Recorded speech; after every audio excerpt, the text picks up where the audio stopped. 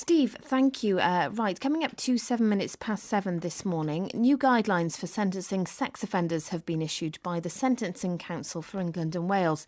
It wants the punishment to greater reflect the psychological harm suffered by victims. Clive Coleman explains. What they mean is that really this is a move away from the preceding guideline where much more emphasis was placed on the physicality of what happened at the scene of the crime, if you see what I mean. The seriousness of offences was dictated to a large extent by which, for instance, in sexual assault, which part of the body of the offender touched which part of the body of the victim.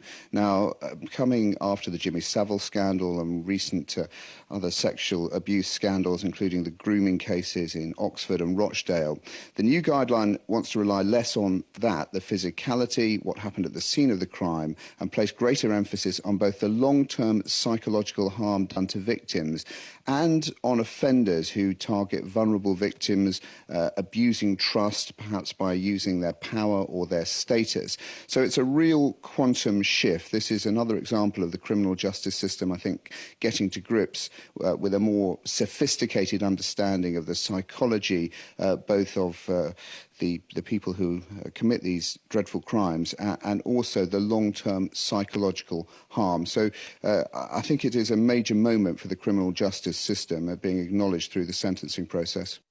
And that was Clive Coleman there. Well, celebrities, as Clive explained, who are guilty of sex abuse offences could see their public image taken into account. It's to ensure the likes of Stuart Hall, the former BBC presenter, would face more severe sentences after being convicted. Well, Nick Freeman is with us, criminal defence lawyer who defends many celebrities. Good morning to you. Good morning, Ellie. Right, Clive Coleman says this is a quantum shift for the judicial system. Do you agree with that? Well, I would actually say it's more of an evolution of the sentencing process.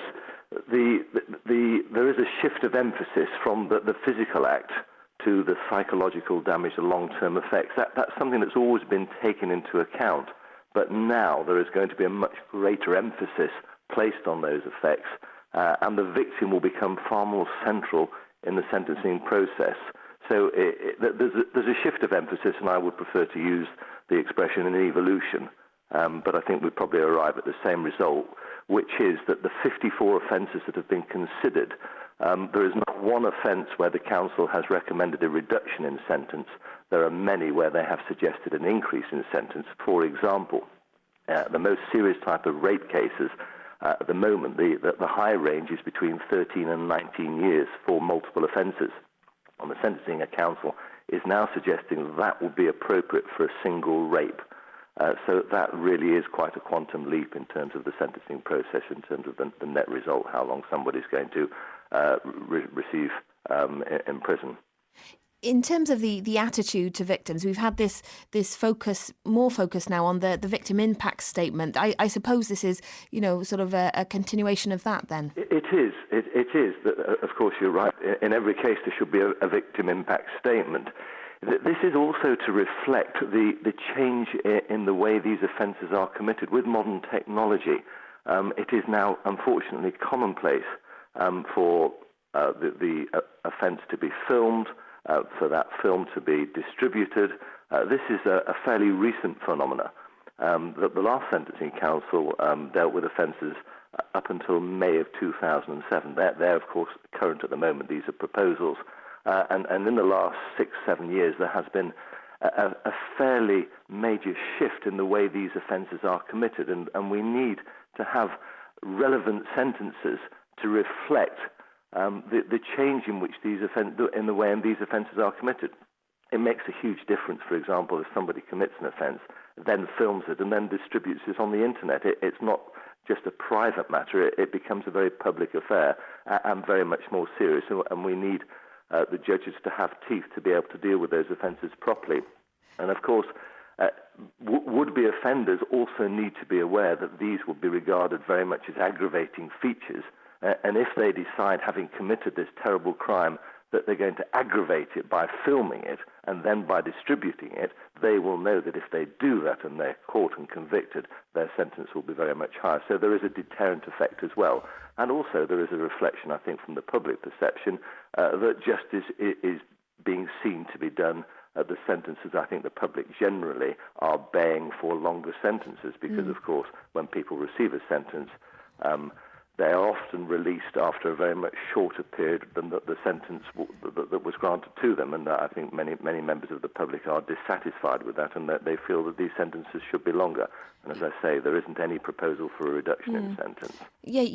We mentioned when we introduced you that you do have defended many celebrities over the years. I mean, I think generally speaking, it's fair to say of offences of quite a different nature to these. But do you think it's yeah? Oh, okay. Do you think it's right then to change that and to take that into account? Because I suppose it's important to remember that this is about sentencing. This is not before the trial in terms of how you should judge a character. Absolutely, of course. We still start with a basic premise that you are innocent until proven guilty. We won't discuss anonymity. That's a wide argument.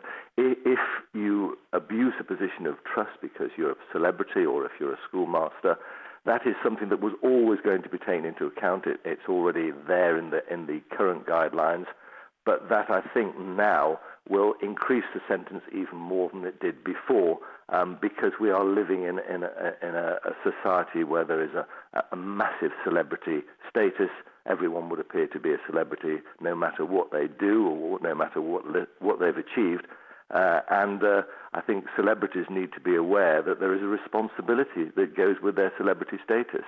And if they are tempted to abuse their status by taking advantage of vulnerable people, then they can expect to receive a higher sentence. So that they will be aware they must behave responsibly and they must be in a position to shun people, for example, pop stars. That they're obviously people who always attract massive adulation from teenage girls. There is now a huge responsibility on their shoulders, which will be reflected in a long sentence if they don't accept that responsibility, to shun advances from people who are too young. Okay. So it's a change in the way society looks at things, which is being reflected in longer sentences. Thanks for your time. And Nick Freeman, their criminal defence lawyer.